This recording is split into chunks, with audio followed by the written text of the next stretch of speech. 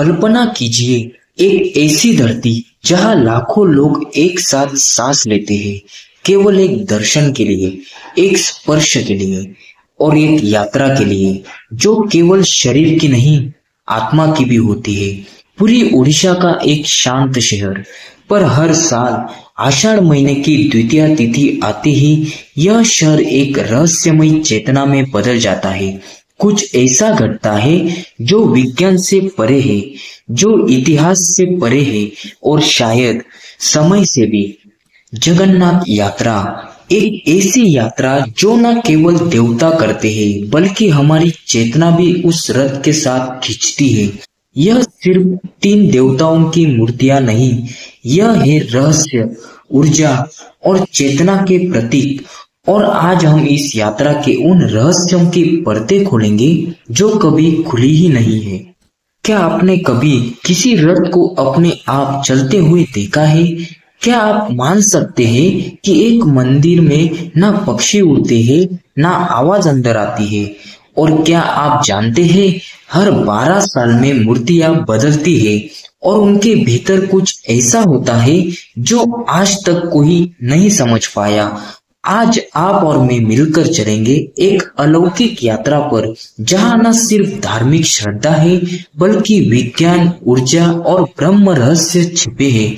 तो आइए प्रवेश करें जगन्नाथ यात्रा के अद्भुत रहस्य में। जगन्नाथ मूर्ति किससे बनी और समुद्र से क्या बहकर आया था? पूरी जगन्नाथ की मूर्ति कोई साधारण मूर्ति नहीं है। इसके निर्माण से जुड़ी सबसे प्राचीन और रहस्यमय कथा स्कंद पुराण, ब्रह्म पुराण और उड़िया लोक कथाओं में मिलती है। द्वापर युग के अंत में राजा इंद्रद्युम्न को स्वप्न में भगवान विष्णु ने दर्शन दिए और कहा, मैं नील माधव रूप में समुद्र तट पर एक विशेष रूप में प्रकट होऊंगा, तू मुझे खोज और मंदिर बनवा। राजा ने खोज करवाई और तब समुद्र किनारे एक दिव्य लकड़ी, जिसे दारू ब्रह्म कहा जाता है, बहकर आई।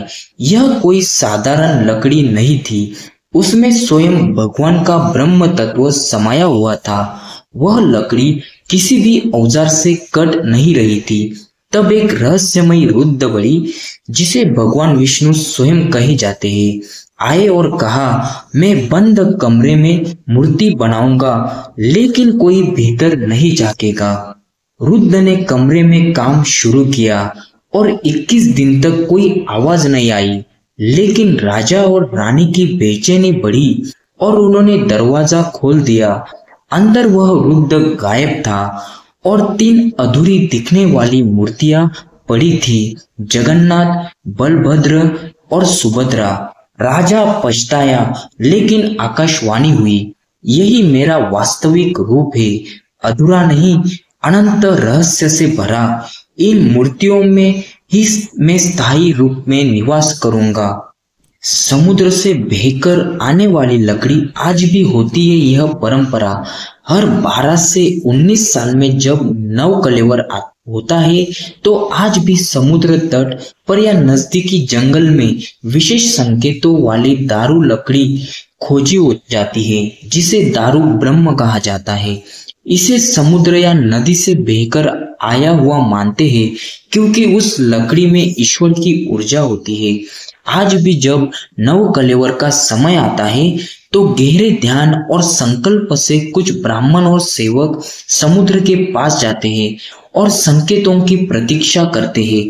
कभी समुद्र तट पर, कभी जंगल में और कभी किसी रहस्यमय स्थान पर अचानक वह दिव्य लकड़ी मिलती है जो न सड़ती है न टूटती है और उस पर चक्र, शंख, गदा, पद्म आदि के निशान होते हैं। रथ यात्रा की शुरुआत का रहस्य। जगन्नाथ रथ यात्रा की बात करें तो लोग मानते हैं यह परंपरा हजारों साल पुरानी है, पर सच तो यह है इसका कोई स्पष्ट ऐतिहासिक आरंभिक रिकॉर्ड आज तक नहीं मिला। ना कोई राजा का फरमान, ना कोई प्राचीन ताम्रपत्र। फिर सवाल उठता है, यह यात्रा आखिर शुरू कब और कैसे हुई? क्या वे वेदों की देन है या कोई दिव्य योजना? वेदों से सुराग रथ का वैदिक रहस्य ऋग्वेद के एक सूक्त में आता है। रथम याहि देवयानम, अर्थात देवताओं का रथ जो उन्हें यज्ञ स्थल तक लाता है। अथर्ववेद में रथ चक्र का उल्लेख है, जहां आत्मा को रथ, शरीर को उसका वाहन कहा गया है। क्या यह रथ यात्रा किसी बाहरी आयोजन से अधिक एक आंतरिक योग प्रक्रिया का प्रतीक है? बलराम, सुभद्रा और कृष्ण तीनों देवता अलग अलग रथों पर क्यों सवार होते हैं? तीन रथ, तीन गुणों का प्रतीक। बलराम तमोगुण शक्ति और स्थिरता, सुभद्रा रजोगुण गतिशीलता, जगन्नाथ सतोगुण ज्ञान और परम चेतना। अब एक सवाल और, क्या भगवान जगन्नाथ वास्तव में कृष्ण है या फिर कृष्ण का एक अति गोपनीय तंत्रिक स्वरूप? कुछ विद्वान मानते हैं कि जगन्नाथ कोई ट्राइबल डेटी थे जिन्हें वैदिक परंपरा में जोड़ा गया। कुछ मानते हैं यह भगवान नील माधव का रूप है जो जंगलों में पूजे जाते हैं। पर क्या हो अगर हम कहें यह रूप स्वयं श्री कृष्ण ने अपने अंतिम काल में अपनाया था? महाभारत के अंत में जब श्री कृष्ण ने देह त्यागी, उनका शव एक लकड़ी के टुकड़े के रूप में समुद्र में प्रवाहित हुआ। वही लकड़ी पुरी के तट पर मिली और उससे बनी जगन्नाथ की मूर्ति। क्या आपने कभी सोचा, जब भगवान स्वयं मंदिर में विराजते हैं तो बाहर क्यों आते हैं, और वो भी इतने विशेष रीति से? एक बार लक्ष्मी माता और श्री कृष्ण के बीच विवाद हो गया था। कृष्ण अपने भाई बहन के साथ नगर भ्रमण पर निकल गए। यही है रथ यात्रा की परंपरा का प्रतीक। पर क्या यह केवल कथा है या यह बताता है कि भगवान स्वयं भी हरि लीला में लीन रहते हैं, मानवों की तरह भावनाएं, रिश्ते भ्रमण करते हैं? क्यों होती है यात्रा वर्ष में एक बार ही? पुरी के जगन्नाथ मंदिर में भगवान स्वयं से बने नियमों के अधीन है। मंदिर में पूरे साल वे विश्राम अवस्था में रहते हैं, पर आषाढ़ मास में कुछ अलग होता है। ज्योतिषीय रहस्य, आषाढ़ शुक्ल द्वितीया के दिन विशेष खगोलीय ऊर्जा धरती पर आती है। इस दिन देवताओं का दर्शन देना अधिकतम प्रभावी होता है, जैसे सूर्य, चंद्रमा और पृथ्वी का एक अलाइनमेंट। और उस दिन होता है जगन्नाथ का जागरण और बाहर आना। तो अगली बार जब आप पुरी जाए और रथ को सैकड़ों लोगों के साथ खींचे, तो याद रखिए, आप केवल लकड़ी के रथ को नहीं खींच रहे, आप उस चेतना को छू रहे हैं जो शायद वेदों से भी पहले जागृत है।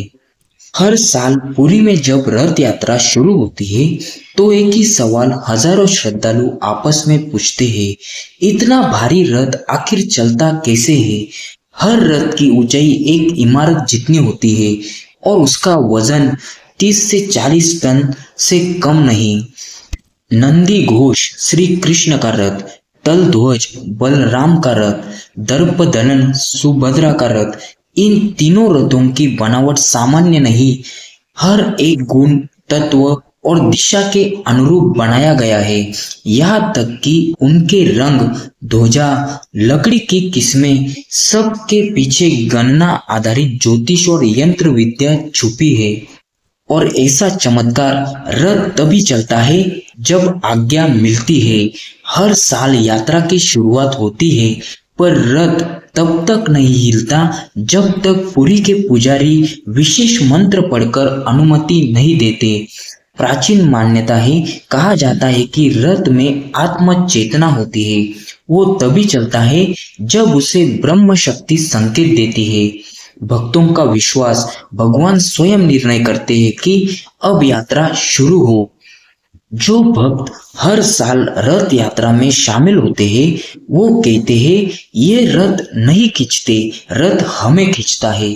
कुछ को लगता है जैसे कोई शक्ति उन्हें उठा रही हो, जैसे कोई चेतना पूरे शरीर में प्रवाहित हो रही हो। रथ की रस्सी को छूते ही लोग भाव विभोर हो जाते हैं। तो क्या ये रथ केवल लकड़ी के पहिए हैं या फिर ब्रह्म चेतना के पहिए जो इस संसार को चलाते हैं।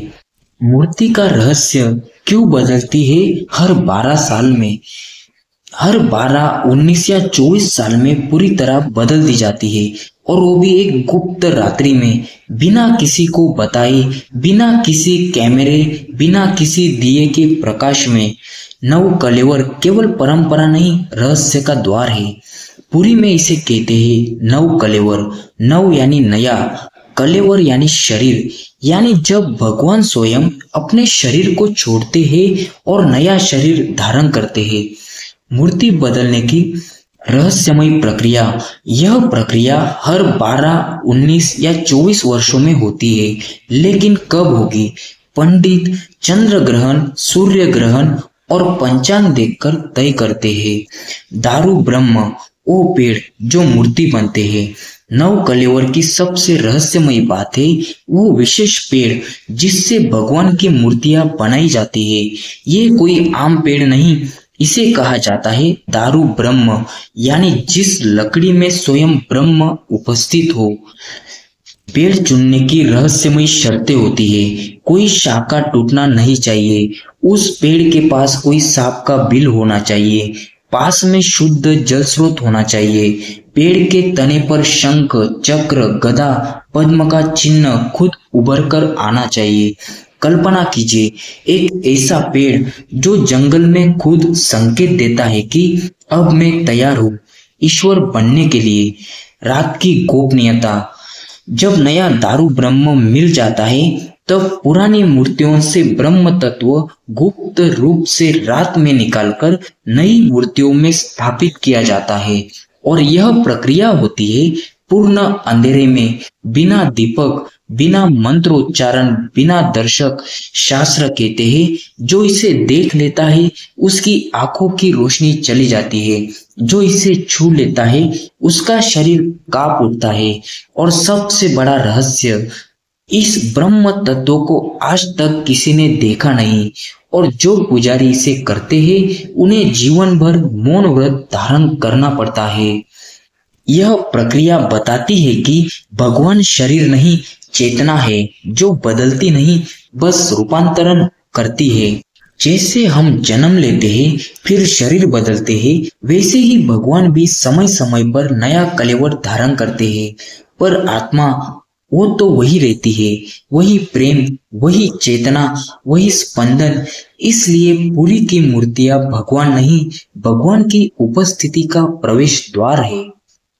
पुरी, जहाँ समुन्दर की लहरें पूरे शहर को छूती है, लेकिन जगन्नाथ मंदिर के भीतर उनकी आवाज तक नहीं आती। पुरी मंदिर का अद्भुत विज्ञान, जहाँ मंदिर 215 फीट ऊंचा है फिर भी उसके ऊपर से पक्षी नहीं उड़ते, और जहाँ दोपहर में भी मंदिर की कोई परछाई नहीं दिखती।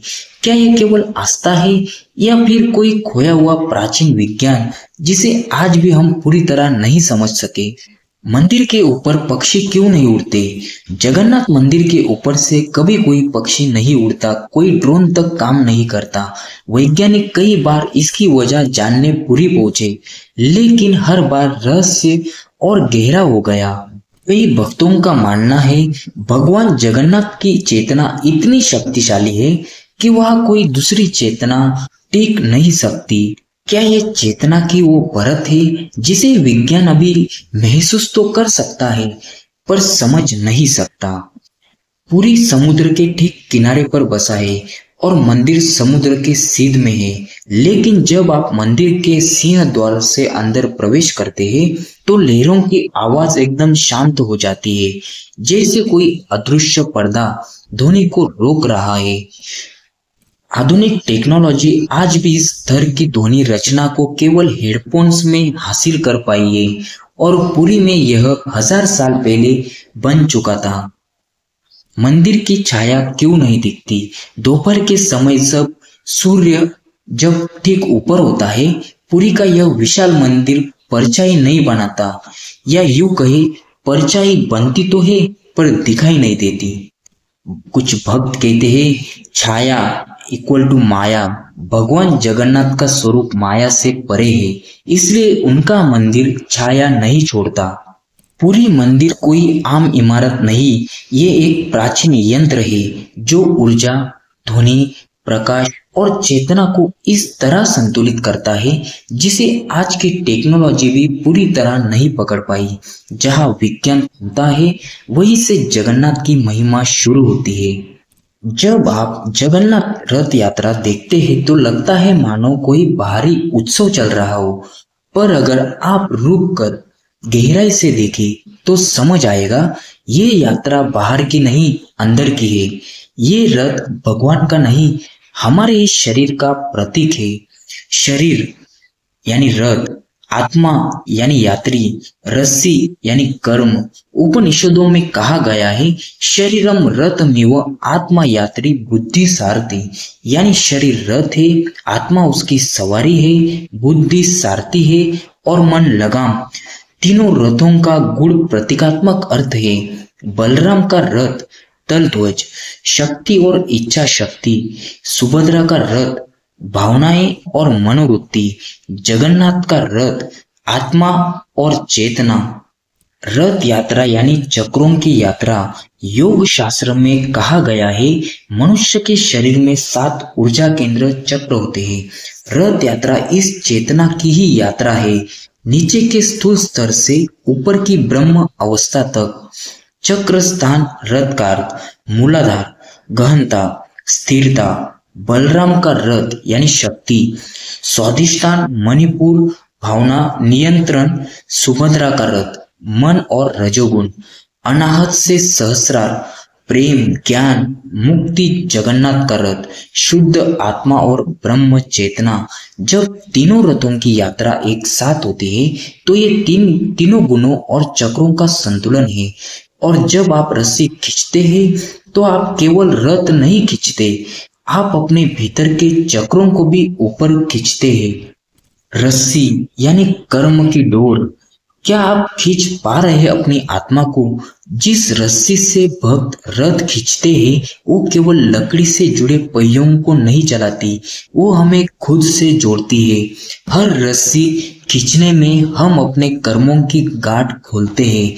जैसे जैसे रथ आगे बढ़ता है हमारी चेतना माया, अहंकार और अज्ञान के रास्तों को पार करती है। रथ का ठहराव यानी आत्मा का रुकना, रथ का चलना आत्मबोध।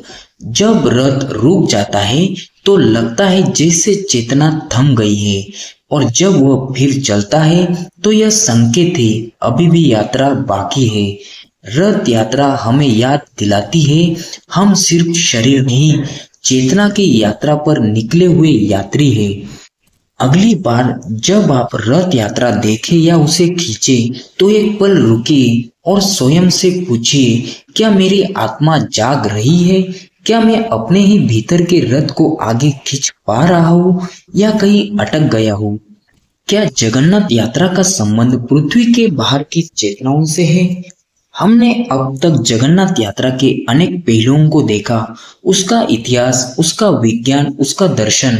पर अब एक सवाल उठता है, क्या यह यात्रा केवल पृथ्वी तक सीमित है या क्या इसके पीछे कोई ब्रह्मांडीय संचार, कोई अनदेखी चेतना, कोई दिव्य योजना छिपी है? उड़ीसा, आपको जानकर आश्चर्य होगा, पुरी और उड़ीसा के कई तटीय क्षेत्रों में प्राचीन काल से आकाशीय विमानों की कहानियां लोकगीतों में गाई जाती है। स्थानीय कक्षा, नील माधव जो जंगल में आकाश से प्रकट होते थे, रत्नवेदी जो आकाशीय देवताओं का उतरने का स्थान मानी जाती थी। रिसर्चर्स कहते हैं कुछ पाश्चात्य विद्वानों ने पूरी मंदिर के वास्तु को लैंडिंग पैड ज्योमेट्री कहा है, जहां स्पेसिफिक लैटिट्यूड लॉन्गिट्यूड पर कॉस्मिक फ्रीक्वेंसीज अधिक सक्रिय होती है। मंदिर का ब्रह्मांडीय संरेखन, पुरी का मंदिर केवल भगवान के लिए नहीं बल्कि आकाशीय संचार के लिए भी एक केंद्र प्रतीत होता है। नासा के वैज्ञानिकों ने भी नोट किया कि पुरी का स्थान लगभग उन स्थलों की रेखा में आता है जहां से प्राचीन सभ्यताओं में कॉन्टैक्ट या डिवाइन डिसेंट की कहानियां आई है। टेम्पल अलाइनमेंट मिस्ट्री, मंदिर की ध्वजा यानी फ्लैग हमेशा हवा के विपरीत दिशा में उड़ता है। हर साल रथ यात्रा का दिन कुछ ऐसे खगोलीय घटनाओं से जुड़ा होता है। Rare lunar solar positions, magneto gravitational alignment, क्या यह सब केवल संयोग है या फिर किसी ऐसे डिवाइन आर्किटेक्चर का भाग जो हमसे बहुत परे है? शास्त्रों में जगन्नाथ का अर्थ होता है जगत का स्वामी, लेकिन वो जगत केवल धरती नहीं, पूरे ब्रह्मांड का भी हो सकता है। कई ऋषियों ने लिखा है, ये तो वाचो निर्वर्तते अप्राप्य मनसा सह, जहां तक मन और वाणी नहीं पहुंच सकती वही ब्रह्म है। क्या जगन्नाथ वही ब्रह्म है जो केवल धरती नहीं, संपूर्ण ब्रह्मांड के बीच संतुलन बनाए रखता है? जगन्नाथ यात्रा शायद केवल पुरी में नहीं होती, शायद यह हर जीव में हो रही है। और जगन्नाथ वो केवल एक मूर्ति नहीं, एक जीवित संपर्क है हमारे और उस ब्रह्मांडीय चेतना के बीच, जिसे हम भगवान कहते हैं। पर शायद वो कोई सुदूर लोक का देवदूत हो या हमारे भीतर छिपा एक अनंत विस्तार। क्या जगन्नाथ हमें भीतर की यात्रा के लिए बुला रहे हैं? हमने आज एक यात्रा की, रथ की नहीं, मंदिर की नहीं, अपने भीतर की यात्रा। और उस यात्रा में हमने रथ में भगवान को नहीं, खुद को ढूंढने की कोशिश की। पुरी की रथ यात्रा हर साल एक ही मार्ग पर जाती है, लेकिन जो उसे मन से देखता है उसके लिए ये यात्रा कभी दोहरा ही नहीं जाती, क्योंकि हर बार हम थोड़े बदल चुके होते हैं।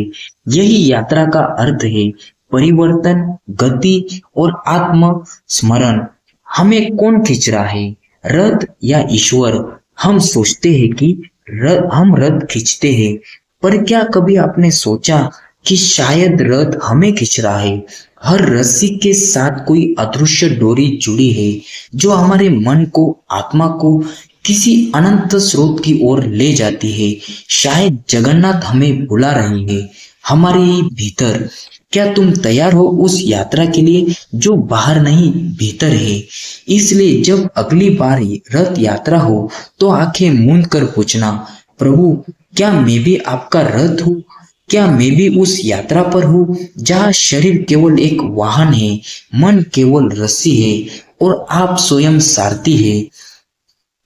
जगन्नाथ रथ यात्रा केवल उत्सव नहीं, ये एक निमंत्रण है उस चुप संसार की ओर जहां प्रेम है, शांति है और तुम स्वयं हो। आज नहीं तो कभी नहीं, उठो और भीतर की यात्रा शुरू करो, क्योंकि रथ आ चुका है और भगवान स्वयं उसे चला रहे हैं तुम्हारे लिए। अगर आपने इस यात्रा को महसूस किया है तो नीचे कमेंट में सिर्फ एक शब्द लिखिए, जय जगन्नाथ, और इस वीडियो को उस एक व्यक्ति तक पहुंचाइए जो शायद आज भी अपने भीतर की यात्रा शुरू नहीं कर पाया। जय जगन्नाथ।